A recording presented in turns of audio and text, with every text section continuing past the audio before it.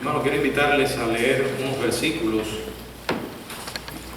que aparecen en Gálatas capítulo 6, verso 7 y verso 8. Versículos que contienen una maravillosa verdad, en la cual debemos meditar y considerar todos los días de nuestra vida. Dice la palabra en Gálatas 6, verso 7 y verso 8: no os engañéis, Dios no puede ser burlado, pues todo lo que el hombre sembrare, eso también segará. Porque el que siembra para su carne, de la carne segará corrupción, mas el que siembra para el Espíritu, del Espíritu segará vida eterna. El mensaje de esta noche lo hemos titulado Problemas en la familia. Padre, gracias por la oportunidad de traer tu palabra. En tus manos nos ponemos, Señor. Reconocemos nuestra incapacidad y dependemos del poder de tu Espíritu para hacerlo. Oramos en el nombre de Cristo Jesús. Amén. Bueno, es frecuente ver una familia. En unos segundos volveremos sobre el verso y explicaré algo al respecto. Pero es frecuente ver a una familia con problemas, aunque no es agradable nunca. Hay dos tipos de problemas que puede enfrentar una familia. Unos son problemas de adentro y otros problemas de afuera. Generalmente los problemas de afuera lo que hacen es fortalecer la unión en muchos casos. Los problemas de adentro, resultado de actitudes carnales, de depresiones, de maltrato, de intransigencia, llegan a hacer un tremendo daño en la vida familiar. Muchas veces creemos que podemos llevar la clase de vida que querramos sin enfrentar las consecuencias. Y como hemos dicho en otras oportunidades, nosotros vamos a ejercer influencia siempre, para bien o para mal. Y donde primero ejercemos influencia es en las relaciones más inmediatas a nosotros, o sea, nuestra familia. Y para tratar de entender esto de una mejor manera, sería oportuno el reflexionar en un ejemplo que aparece en la Biblia con relación a la historia de un hombre que cometió terribles pecados, pudo experimentar el perdón de Dios en su vida, su gracia de la que hablábamos en la mañana. Dios lo dejó vivo. Sin embargo, la gracia también implica que cuando nosotros tomamos una decisión equivocada, decía que la gracia de Dios es aquella libertad que también Él nos da para tomar decisiones, pero también implica que si tomamos decisiones equivocadas, tenemos que vivir con esas consecuencias. No se pueden obviar, no se puede uno escapar de ellas. Por ejemplo, si yo peco y al hacerlo me fracturo el brazo, podré arrepentirme y pedirle perdón a Dios por mi pecado. Sin embargo, tendré que vérmelas con un brazo roto. La gracia no elimina las consecuencias del pecado, jamás. Hay que vivir con ellas. El Señor nos perdona, pero ahí están las consecuencias. Y Gálatas capítulo 6, verso 7 y verso 8, donde leímos, nos enseña un principio. Lo que siembras, lo vas a cosechar. No importa que hayamos sido perdonados. La gracia, repito, no elimina las consecuencias. Si hay un engaño que algunos han llegado a creer a consecuencia de interpretaciones equivocadas sobre la gracia, es la idea de que si simplemente confesamos nuestros pecados y recibimos el perdón de Dios, todas las consecuencias de lo que hemos hecho desaparecerán. No es cierto.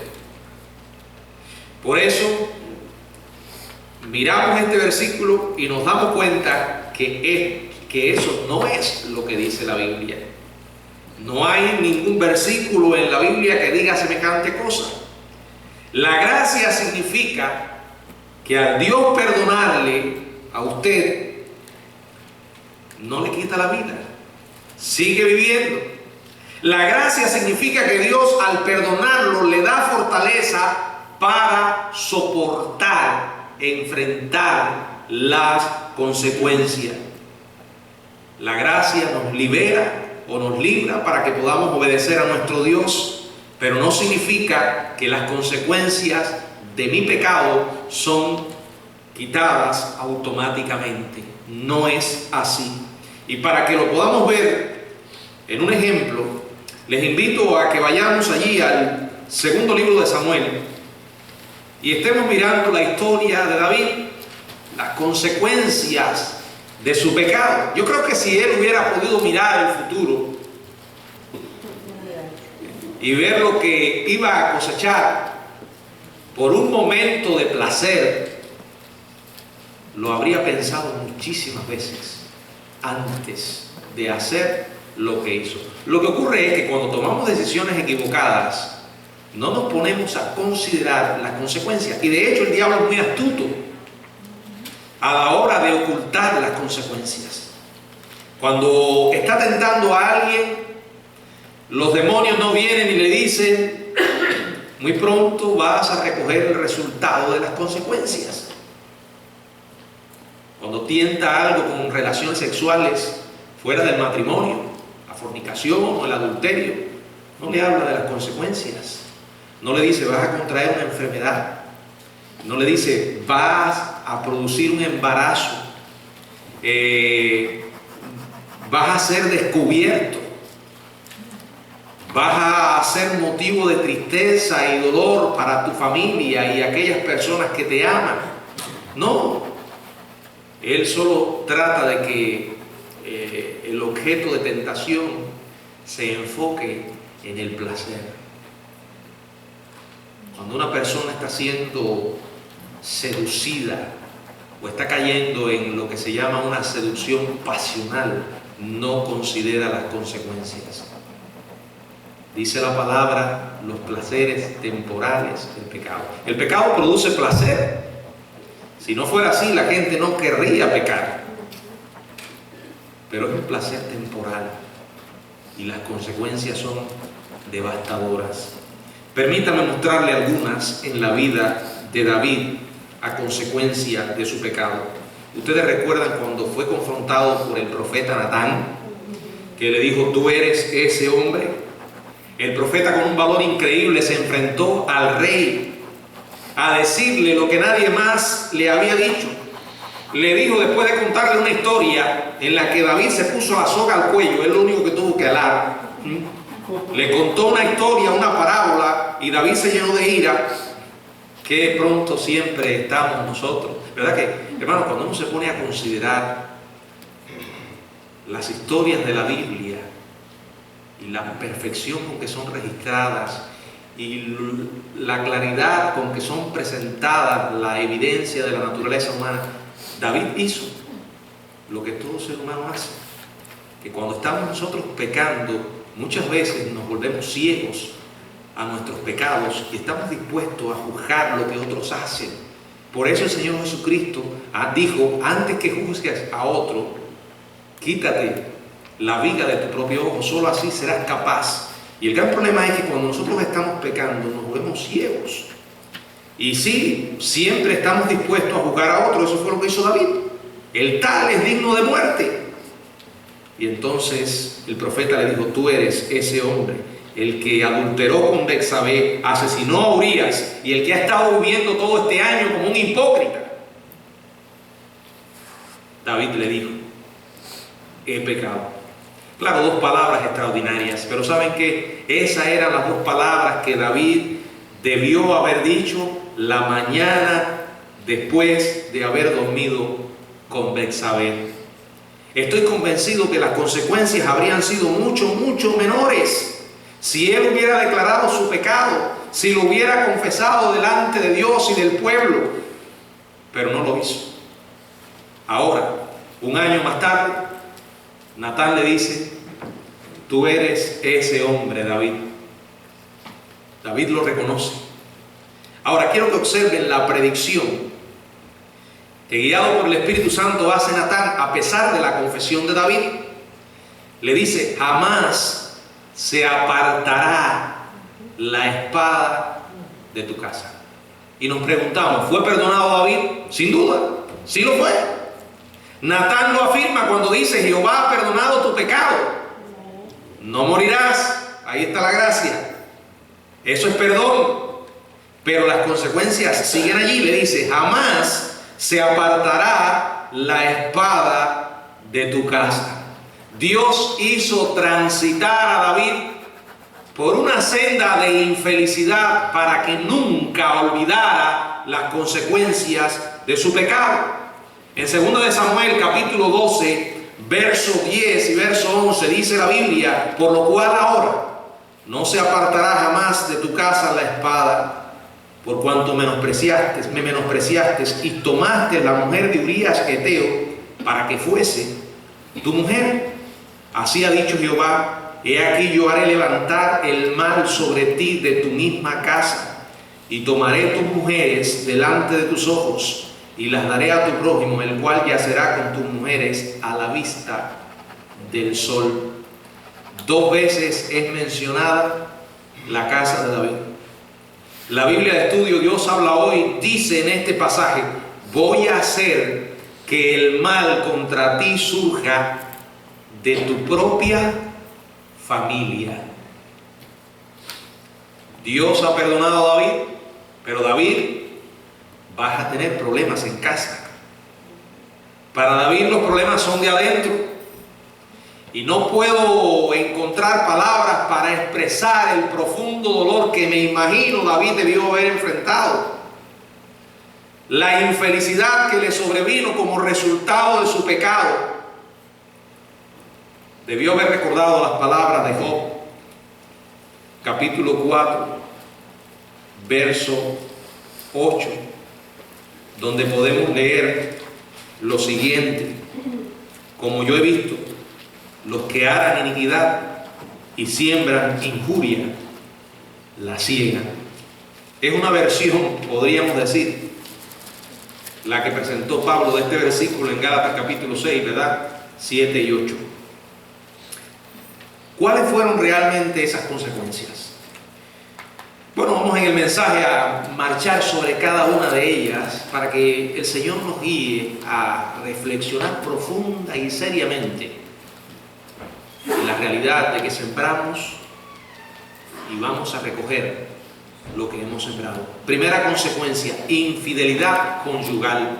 Verso 11 dice, así ha dicho Jehová, he aquí yo haré levantar el mal sobre ti de tu misma casa, y tomaré tu mujer delante de tus ojos, y las daré a tu prójimo, el cual yacerá con tus mujeres a la vista del sol. La palabra hebrea traducida como prójimo es un término de intimidad y se refiere muy probablemente a uno de los propios hijos de David. De hecho, esto fue lo que realmente ocurrió. Absalón, su propio hijo, cohabitó con alguna de las esposas de David. En el segundo libro de Samuel, capítulo 16, verso 21 y 22, podemos leer segundo de Samuel, capítulo 16, 21 y 22. Y Ahitofel dijo a Absalón, llégate a las concubinas de tu padre, que él dejó para guardar la casa, y todo el pueblo de Israel oirá que te has hecho aborrecible a tu padre, y así se fortalecerán las manos de todos los que están contigo. Entonces pusieron para Absalón una tienda sobre el terrado, y se llegó Absalón a las concubinas de su padre ante los ojos de todo Israel. Piense por un momento, ¿dónde fue que David originalmente pecó con Betsabé? ¿Dónde fue? En la azotea del palacio. Lo que dice la vil exhibición de Absalón es esta: le recordaré lo que hizo. O sea, terribles consecuencias las que tenía que soportar. Pero aquí no se detuvo la cosa. La rueda de las consecuencias siguió. La segunda fue la muerte de un hijo. Allí también podemos leer en el capítulo 12, verso 15.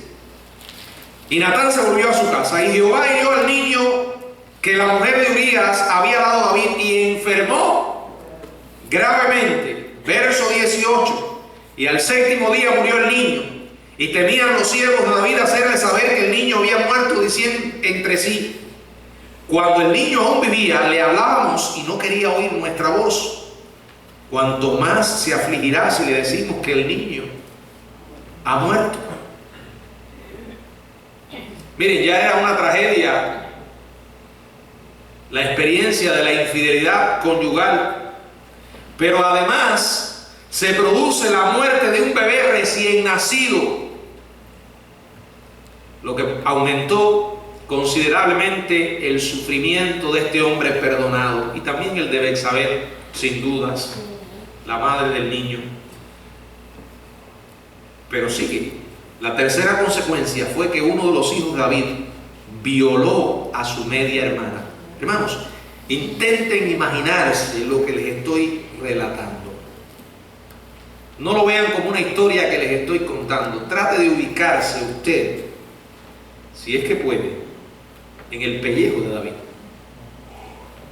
Imagínense que usted cometió un pecado, sea el que sea, y que ahora está recogiendo las consecuencias. Infidelidad conyugal, la muerte de un hijo, otro de sus hijos viola a su media hermana. Recuerden que David se había casado con muchas mujeres y tenía concubinas. Estas relaciones produjeron muchos hijos, y tenemos un registro de la relación que había entre tres hijos de David: Amnón, Absalón y Tamar. Los dos últimos, Tamar y Absalón, eran hijos de una misma madre. Amnón era hijo de otra mujer. Amnón se siente atraído a su media hermana, la hermana de sangre de Absalón, Tamar. La razón por la que menciono a Absalón es que él vino después en defensa de ella, y el por qué lo hizo. Segunda de Samuel, capítulo 13, verso 1, dice: aconteció después de esto que tenía Absalón, hijo de David, una hermana hermosa que se llamaba Tamar. Se enamoró de ella Amnón, hijo de David. Esto no es una palabra para un amor puro, para un amor verdadero. Este era un amor vergonzoso, repugnante. Más bien usaríamos la palabra una lujuria incestuosa. Y dice el verso 2: y estaba Amnón angustiado hasta enfermarse por Tamar su hermana, pues por ser ella virgen le parecía a Amnón que sería difícil hacerle cosa alguna. Es el típico hombre que codicia a una mujer, que lo único que le interesa es acostarse con ella. Y ustedes saben, cuando hay un tipejo así que hace esto, no piense por ninguna razón que se va a responsabilizar de sus acciones. Este miserable lo que hace es que después la repudia. Con la ayuda de un amigo, Amnón monta un escenario que logró que Tamar viniera a donde él estaba. Se hizo el enfermito. Los versos del 11 al 15. Y cuando ella se la puso delante para que comiese, segunda de Samuel capítulo 13 del 11 en adelante, asió de ella y le dijo: ven, hermana mía, acuéstate conmigo. Ella entonces le respondió: no, hermano mío, no me hagas violencia, porque no se debe hacer así en Israel. No hagas tal vileza, porque ¿a dónde iría yo con mi deshonra? Y aún tú serías estimado como uno de los perversos en Israel. Te ruego pues ahora que hables al rey, que él no me negará a ti. Mas él no quiso oír. sino que pudiendo más que ella, la forzó y se acostó con ella. Luego la aborreció Amnón con tan gran aborrecimiento que el odio con que la aborreció fue mayor que el amor con que la había amado, y le dijo a Amnón: levántate y vete. Jovencitas que están aquí, que son pocas. Bueno, si no tienen la Biblia en el templo van a pasar trabajo para darse cuenta de lo que estoy diciendo. Pero si ustedes observan lo que acabamos de leer, no estamos leyendo un libro cualquiera. Esta es la palabra de Dios. Y aquí vemos una típica manifestación de la perversidad en el corazón humano, específicamente en los hombres. Muchos hombres se acercan a las mujeres por puro interés sexual. Por eso me preocupa muchas veces la manera en que las mujeres se visten, porque se olvidan que los hombres somos estimulados mayormente por lo que vemos. Y cuando usted exhibe su cuerpo y un hombre se acerca por su cuerpo, eso es lo único que le interesa. Y comienza un periodo de seducción a través del cual va a tratar de acostarse con usted. Y podrá usar muchísimos mecanismos engañosos. Que si no me amas, porque si me amaras no te acostarías conmigo.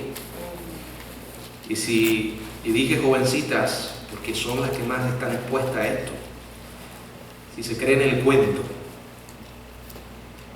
y venden o regalan su virginidad a un desgraciado, no piensen bajo ningún concepto que después se va a casar con usted. Lo que hizo este tipo es cómo reaccionan esa clase de personas.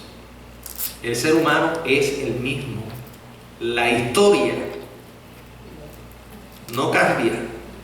Podrán cambiar las circunstancias, las culturas, pero el hombre es el mismo. Marque eso en la Biblia.